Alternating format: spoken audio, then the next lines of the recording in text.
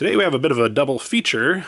We've got two figures from Star Wars Rebels, the TV show. This is Kanan Jarrus and Ahsoka Tano. But before I start talking about the figures themselves, let me just say that these were not easy to find. I never did find them in stores. That seems almost ridiculous. In fact, let me show you this picture of my local Target store.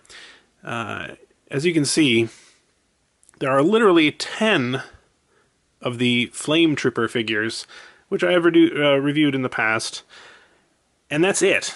I think there might have been one more Flame Trooper and one Constable Zuvio off screen there, but essentially that's it. And I can't even conceive of how a situation like this could occur. I mean, who thought that ordering 10 of the Flame Troopers, or 11 or whatever, was a good idea? I don't know.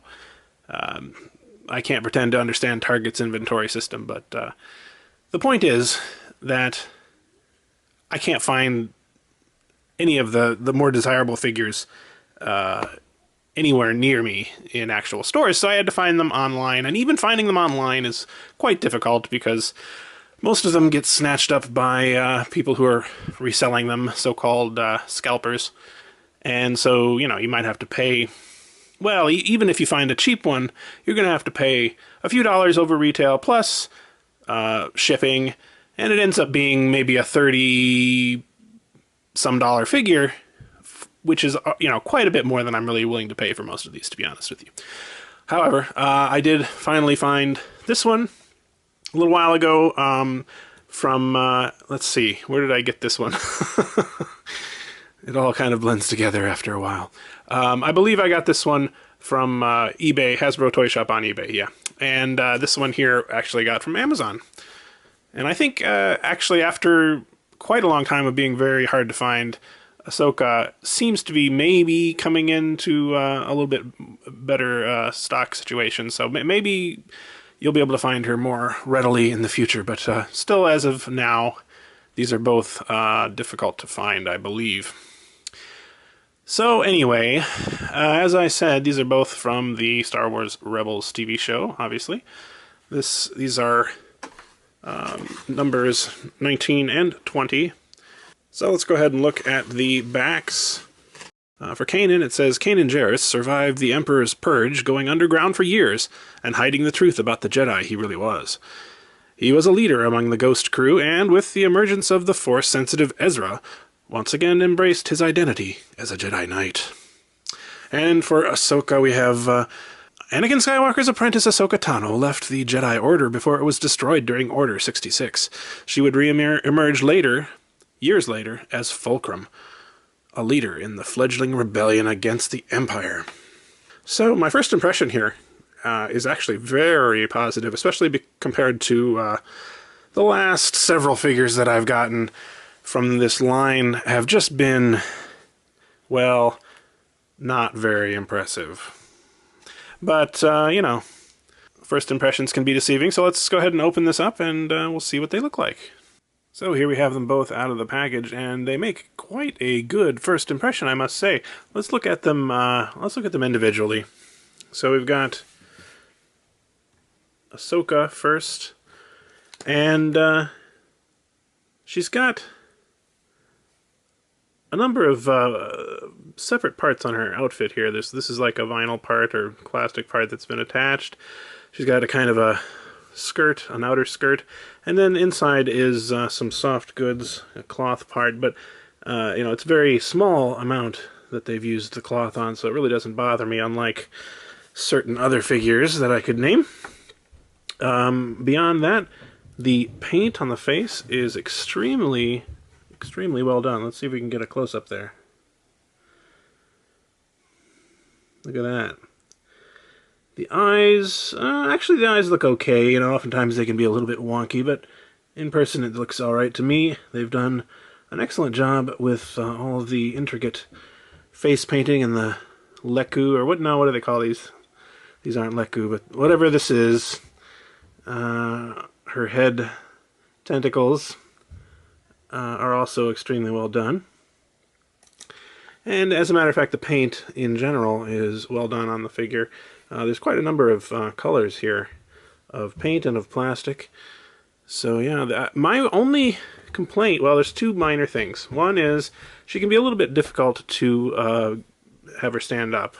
I've got it exactly right here, but if you move her around or try to pose her, it can be difficult just to get her to stand. She's got relatively small feet, you see. The other thing is these lightsabers. The lightsabers are extremely bendy. Whoa. And it's not, you know, the blade part is kind of bendy, but even more so than the blade is this hilt. It's just super bendy. And I guess Hasbro has said that this is for preventing breakage or something. They don't want it to snap. But this is getting a little ridiculous. It's hard even just to get it in her hand without it being all bent all over the place. I really am not a fan of these bendy weapons. Also, they seem very lightly colored, but I guess maybe that's accurate. I can't really remember exactly what shade her lightsabers were on the show. But yeah, I would say that the popularity of this figure is well deserved. It's quite well done. And in terms of the likeness, I mean, obviously they're not trying to reproduce a human being, so there's a little bit of leeway they have there. They're trying to just take a cartoon design and make it a little bit more realistic looking, but I think they've succeeded quite well there. So let's see how Kanan has turned out. He is also pretty intricate in terms of his design. We've got a lot of different colors, a lot of things going on here. He doesn't have as much in terms of the separate layers of the outfit, like this kind of thing, even though it kind of looks like it. This is all, well, now this, I'm trying to see if this is just a separate piece. No, this is all molded. This is a separate piece here that's been like glued on or something, I guess, but the rest of it is all just sort of one piece. But it's been painted fairly well, so you can't really tell. It looks good, and it just seems like there's a lot of detail. They did a good job here with the paint on his shoulder, and overall it is quite well done. He has a holster here with a blaster that comes out, so that's pretty cool. This is very similar, or perhaps identical, to the Jabba's Palace blaster, by the way. So yeah, in terms of his likeness, this is going to be a bit of a judgment call because, as I said, they're coming from a cartoon and trying to sort of make him look like a real person. Yeah, I mean, if anything, I would say maybe he looks a little bit rounder faced, a little bit heavier than I would have imagined Kanan being in real life, but I think it works well. However, as with Ahsoka, we have some pretty bendy lightsabers, and for some reason on this one, mine comes off like this. This top part comes off, which seems weird. You'd think that the blade would come off and not just this entire top part. So I'm not entirely sure what that is about, but yeah, it works pretty well.